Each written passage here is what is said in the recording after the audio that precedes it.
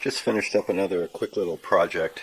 It's these little clamps that go into a temporary fence for my table saw. Over the years, I'm sure like most people, you have a need for a fence to go against your fence. There's a couple ways to do it. One of them is you can have a board with screws in it, and if your screws are just the right length, then you can get it through the holes in your fence to clamp the board. And you know, this works. It's a little bit on the clumsy side if you only need a cut or two to be done. Another option is to use a clamp like this, but the problem is then the clamp itself gets in the way of the temporary fence, so you have to be mindful of that. And I saw these types of clamps in magazines and catalogs, and I figured it would be more fun to try to make them. Here's a quick overview of the build. It's not a very complicated contraption. There's a right angle piece of wood with a little pad glued on the bottom, and that's just a finger joint to get around the corner, and I built a jig to make those. For the bolt, I was very fortunate. My local hardware store had these 8-inch long bolts that had a good piece of the shaft that didn't have threads on it and a good piece that did have threads on it.